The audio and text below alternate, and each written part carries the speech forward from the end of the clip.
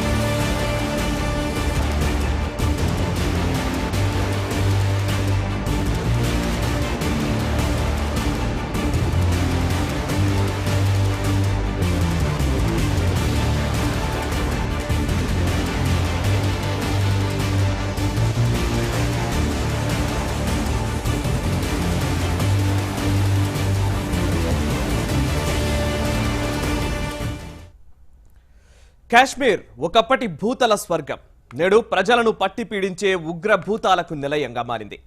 అస్తవ్యస్త జనజీవనం, నిత్యకృత్యమైన తుపాకుల మోత, పెరుగుతున్న అల్లరి మూకల హింస, నరకతుల్యమైన దైనందిన జీవితం, అదను చూసి దెబ్బ కొడుతున్న శత్రుమూకలు, కత్తి మీద సాము చేస్తున్న సాయుధ బలగాలు, చూసి చూడనట్లుండే పాలనా యంత్రాంగం, తెగించలేని పాలకుల దౌర్భాగ్యం, దౌత్యం ముసుగులో మోసం, రెచ్చగొట్టడమే సిద్ధాంతమైన పాకిస్తాన్, సంయమనమంటూ మౌనంగా ఉంటున్న హిందుస్థాన్, అంతర్జాతీయ వేదికలపై దాయాదుల పంచాయతీ, ముక్కల కోసం నక్కల్లాగా కాచుకూర్చున్న అవకాశవాద దేశాలు, రగులుతున్న రావణ కాష్టం, కనుచూపు మేరలో కానరాని పరిష్కారం. ఇదే 4 ముక్కల్లో చెప్పాలంటే ఇప్పుడు కంట్లో నలుసులా, గుండెల మీద కుంపటిలా, కాలిలో ముల్లులా మారి రగులుతున్న కాశ్మీర్ కల్లోలం.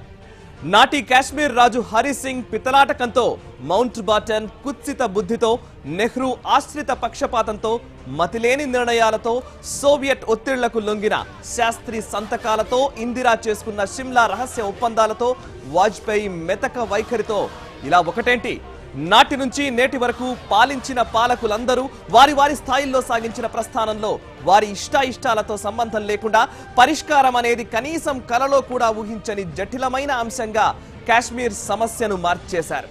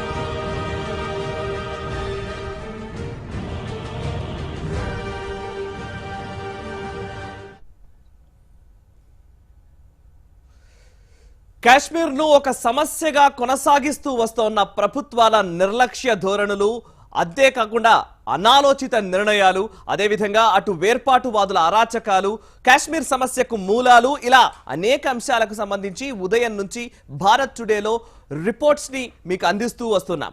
ఈ రోజు ఉదయం నుంచి కూడా ఈ కాశ్మీర్ అంశానికి సంబంధించి అక్కడ నెలకొన్న పరిస్థితుల గురించి సవివరమైన విశ్లేషణాత్మకమైన కథనాల్ని మీకు అందిస్తూ వస్తున్నాం.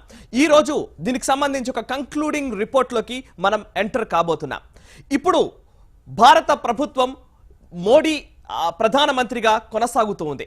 భారత ప్రభుత్వం ఇప్పుడు తీసుకోబోయే నిర్ణయాల మీదే కాశ్మీర్ భవితవ్యం ఆధారపడి ఉంది.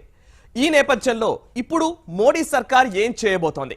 కాశ్మీర్ సమస్యకు పరిష్కారం చూపే దిశగా అడుగులు వేస్తోందా? ఏం చేస్తే లోయలో శాంతి నెలకొంటుంది? దీనికి రాజకీయ విశ్లేషకులు పలు సూచనలు సలహాలు చేస్తున్నారు కూడా. కేంద్రం ఈ విషయంలో తనదైన ప్లాన్ లో ఉన్నట్లు కనిపిస్తోంది.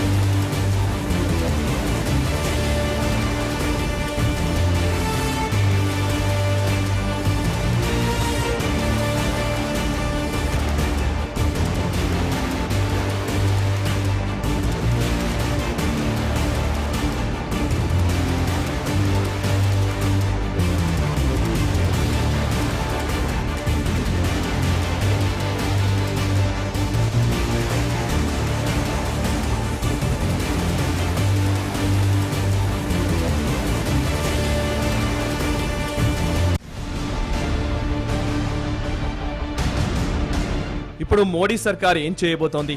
కాశ్మీర్ సమస్యకు పరిష్కారం చూపే దిశగా అడుగులు వేస్తోందా? ఏం చేస్తే లోయలో శాంతి నెలకొంటుంది? దీనికి రాజకీయ విశ్లేషకులు పలు సలహాలు సూచనలు చేస్తున్నారు కూడా. కేంద్రం ఈ విషయంలో తనదైన ప్లాన్లో ఉన్నట్లే తెలుస్తోంది. ఆర్టికల్ 370, పాక్ గుంటనక్క ఎత్తులు, ఉగ్రభూతాల కారణంగా జమ్మూ కాశ్మీర్ సమస్య జటిలమైంది. దానికి తోడు ఆందోళనలో పాల్గొంటే 500, నిరసనల్లో గళం విప్పితే 1000, బస్తా రాళ్లు కొడితే 2000 రూపాయలు. ఇది ఇప్పుడు కాశ్మీర్ లోయలో ముదిరిన సంక్షోభం. ఐసిస్, పాక్ ఏజెంట్లు, ఇతర కొన్ని సంఘ విద్రోహ శక్తులు కలిసి కాశ్మీర్లో రోజు హింసాకాండకు ఊపిరిలూదుతున్నాయి. దీనికి స్థానిక ముస్లిం యువకులనే ఆయుధాలుగా ఎంచుకొని మనపైనే అస్త్రాలను ప్రయోగిస్తున్నారు. అందుకే నోట్ల రద్దు అనే వెపంతో కాశ్మీర్లో కొంత ఉద్రిక్తతలకు తెరపడింది. కానీ బ్లాక్ మనీ, హవాలా ద్వారా ఉగ్రవాదులు, పాక్ సానుభూతిపరులు, దాయాది దేశం కుట్రలతో ఈ మధ్యకాలంలో మళ్లీ ఉద్రిక్తతలు పెరిగాయి. కాలేజీల్లో యువతీ యువకులకు డబ్బు ఎరగా చూపి ఆందోళనలకు దిగేలా చేస్తున్నారు. నిరుద్యోగులను బుట్టలో వేసుకుంటున్నారు. ఈ సమస్యలకు పరిష్కారం దొరకాలంటే ముందు కాశ్మీర్లో అల్లరి మూకలకు డబ్బులిస్తున్న దుష్ట శక్తులను అంతం చేయాలి. మతం పేరుతో మారణకాండకు దిగుతున్న వారికి బుద్ధి చెప్పాలి. ఉగ్రవాదుల కంటే ప్రమాదకరంగా మారిన అంతర్గత శత్రువుల భరతం పట్టాలి. అప్పుడు యువతకు గాలం వేసేవారు ఉండరు. రెండో దశలో అల్లర్లకు కారణమవుతున్న నాయకులపై నిఘా పెడుతూ ఉగ్రవాదుల చొరబాట్లను అడ్డుకోవాలి. అదే సమయంలో నిరుద్యోగ యువతకు స్థానిక ప్రభుత్వం, కేంద్ర ఉద్యోగ, ఉపాధి అవకాశాలు కల్పించాలి. మనం భారతదేశంలోనే ఉన్నాం, జమ్మూ కాశ్మీర్ అంటే భారతదేశంలో అంతర్భాగమనే భావన కలిగించే చర్యలుండాలి. జమ్మూ కాశ్మీర్లో కమ్యూనికేషన్లపై నిఘా ఉంచాలి. రాళ్ల దాడులు, ఇతర ఘటనల్లో పట్టుబడ్డ వారిని కాశ్మీర్ నుంచి దూరంగా తీసుకొచ్చి కౌన్సిలింగ్ చేయాలి. సమర్థత ఉన్న వారిని ఆయా రంగాల్లో రాణించేలా అవకాశాలు కల్పించాలి. సైన్యం అనుక్షణం అప్రమత్తంగా ఉంటూ చొరబాట్లను నివారించగలగాలి. ప్రభుత్వంలో అనుమానం ఉన్న ఏ ఒక్క పాక్ ఏజెంట్ను వదలకూడదు. ముఖ్యంగా జమ్మూ కాశ్మీర్లో ముస్లిం కుటుంబాలకు భరోసా కల్పిస్తూనే యువకుల తల్లిదండ్రులతో ప్రభుత్వాలు చర్చలు జరపాలి. ఉగ్ర ప్రేరేపిత సంఘాలు, వేర్పాటువాదులతో చర్చలు ఉండకూడదు. దానివల్ల మరిన్ని ఘర్షణలకు ఆస్కారం ఉంటుంది. ఉగ్రవాదులతో చేతులు కలపడం వల్ల కలిగే నష్టాలను వాళ్లకు తెలిసేలా చేయాలి. రాజకీయ నాయకులు మత ప్రాతిపదికన ఓట్లడిగే విధానానికి స్వస్తి చెప్పి జాతీయవాద భావనను పెంచేలా చర్యలు చేపట్టాలి. అక్కడి ప్రభుత్వంతో చర్చలు జరుపుతూ 370 ఆర్టికల్పై ప్రత్యేక దృష్టి సారించాలి. అక్కడి అసెంబ్లీలో 370 ఆర్టికల్ రద్దుకు రాజకీయ చర్చలు జరిపి దాన్ని తొలగించే ప్రక్రియను చేపట్టాలి. ఇవన్నీ ఒక్క రోజులో జరిగే పని కాదు. కానీ చిత్తశుద్ధితో కేంద్రం కృషి చేస్తే ఇప్పటికిప్పుడు కాకుండా మరో 5 ఏళ్లు 10 ఏళ్ల తర్వాతైనా జమ్మూ కాశ్మీర్ సమస్యల సుడిగుండం నుంచి బయటపడుతుంది. స్వేచ్ఛగా భారతావనిలో తమకంటూ ఉన్న ప్రత్యేకతను నిలుపుకోగలుగుతుంది. కానీ నాయకులకు ఆ చిత్తశుద్ధి ఉందా? రాజకీయ అవసరాలే పరమావధి అయితే మాత్రం సువిశాల భారతదేశానికి తలలాంటి జమ్మూ కాశ్మీర్ను చేజేతులా నాశనం చేసుకున్న వాళ్ళమవుతాం.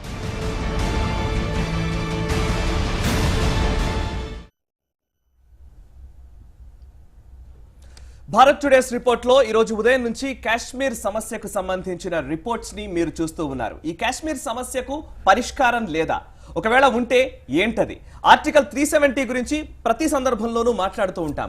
ఆర్టికల్ 370ని రద్దు చేయాలనే డిమాండ్ కూడా దేశవ్యాప్తంగా వినిపిస్తున్న తరుణంలో దానికి ఉన్న అవకాశాలు ఏంటి? ఇటువంటి అంశాల గురించి మాట్లాడడానికి ఈ కాశ్మీర్ సమస్యకు సంబంధించి క్షేత్రస్థాయిలో అధ్యయనం చేసిన వ్యక్తి, Jammu Kashmir study centre organizing secretary NVK Prasad గారు భారత్ టుడే స్టూడియోలో ఉన్నారు. వారితో మాట్లాడదాం. నమస్కారం ప్రసాద్ గారు. ప్రసాద్ గారు, ఫస్ట్ ఈ కాశ్మీర్ సమస్యను మీరు ఎలా చూస్తారు? ఎందుకంటే క్షేత్రస్థాయిలో ఈ సమస్యని ఒక సమస్యగా, ఒక వివాద స్థలంగా, ఇది కాశ్మీర్ అనగానే అదేదో ఈ మన దేశానికి సంబంధించిన విషయం కాదు, వేరే వాళ్ళకి సంబంధించిన విషయము, వాళ్ళ స్వాతంత్రానికి సంబంధించిన విషయం అంటూ మాట్లాడే వాళ్ళ సంఖ్య రోజు రోజుకు పెరుగుతున్న తరుణంలో ఇది సమస్య ఏంటి? అవునండి, కశ్మీర్ ప్రాంతం ఇవాళ ఏదో ఉన్న పట్టాన పుట్టుకొచ్చినటువంటి ప్రాంతం కాదు. చారిత్రాత్మకంగా కనుక చూసినట్టయితే మహాభారత కాలం నాటి నుంచి కాశ్మీర్ యొక్క ప్రస్తావన రకరకాల పురాణాలలో, రకరకాల స్తోత్రాలలో కాశ్మీర్ యొక్క ప్రస్తావన వస్తూనే ఉంది.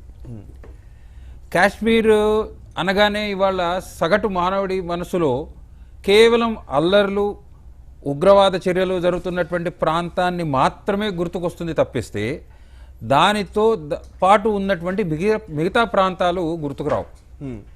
ఇవాళ కశ్మీర్లోనే జమ్మూ ప్రాంతం ఉంది, లదాఖ్ ప్రాంతం ఉంది.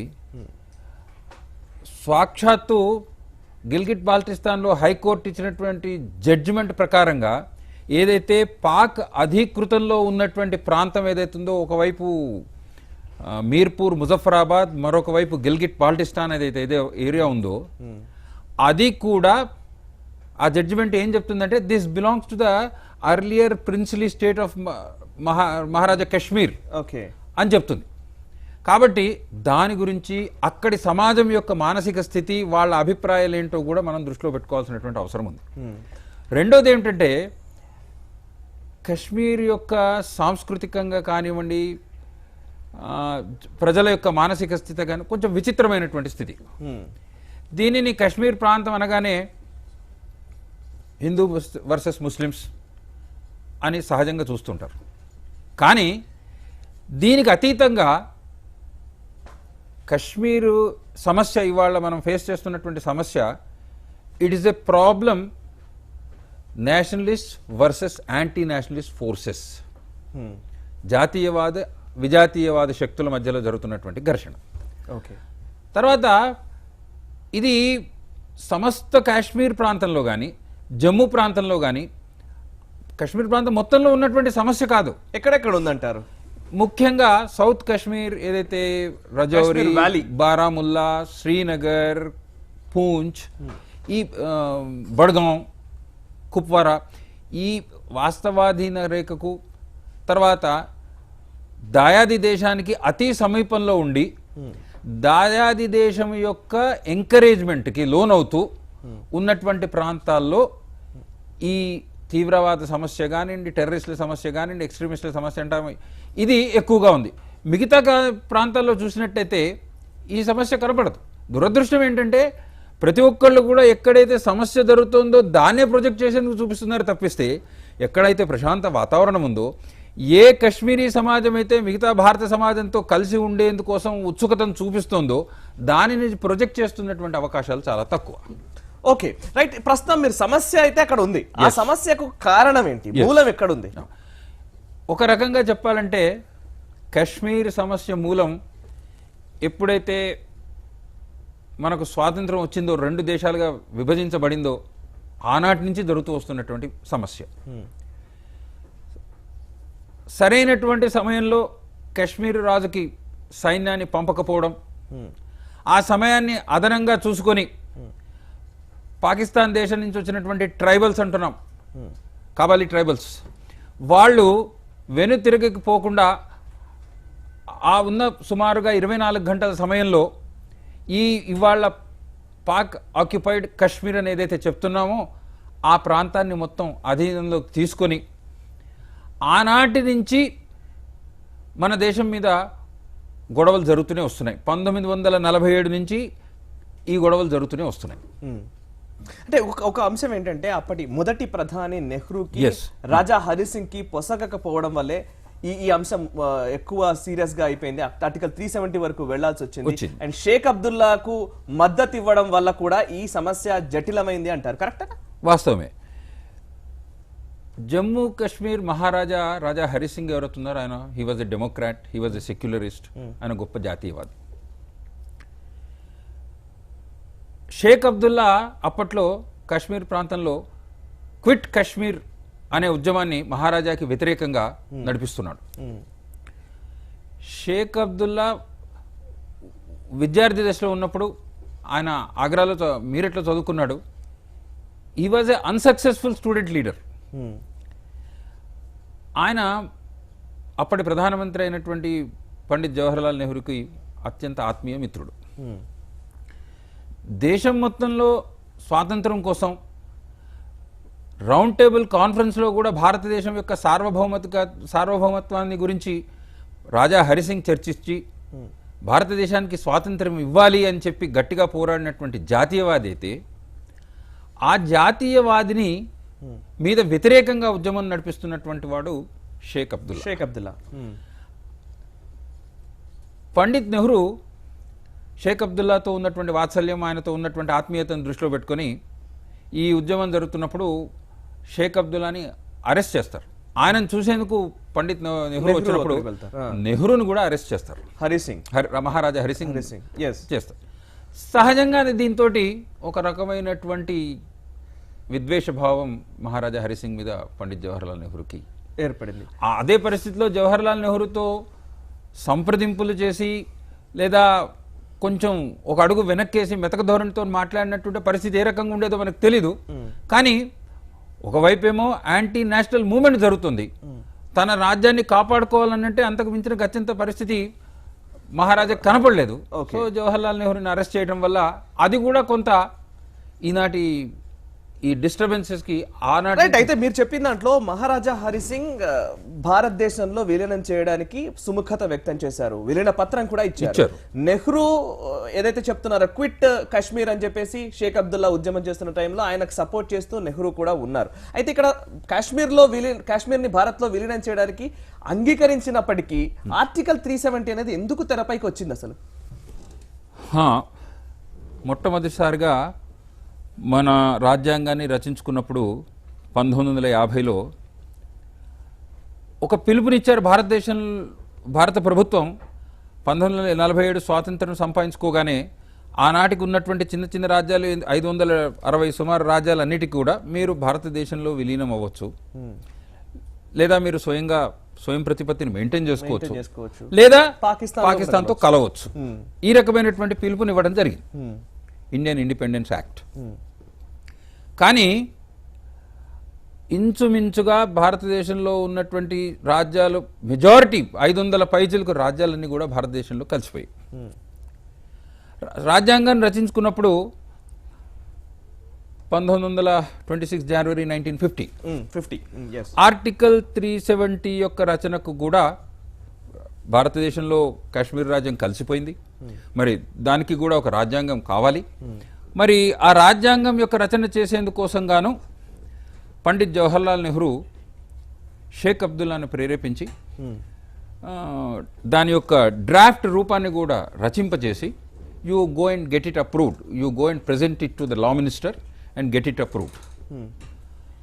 షేక్ అబ్దుల్లా లా మినిస్టర్ అప్పుడు Ambedkar, father of the constitution మహానుభావుడు అంబేద్కర్ గారు, ఆయనకు ఈయన రచించినటువంటి ఆర్టికల్ 370 రచన డ్రాఫ్ట్ను మొత్తం ఆయనకు ప్రజెంట్ చేయడం జరుగుతుంది. ఓకే, దాంట్లో ద స్పిరిట్ కనుక చెప్పుకున్నట్టయితే కశ్మీర్ వాళ్ళ యొక్క స్వాతంత్రం వాళ్ళకు ఉండాల్సిందే, వాళ్ళ ఇండిపెండెన్స్ వాళ్ళకు ఉండాల్సిందే, వాళ్ళ ప్రధానమంత్రి వాళ్ళకు ఉండాల్సిందే, వాళ్ళ అంటే పేరుకు భారతదేశంలో కలిసిపోయింది కానీ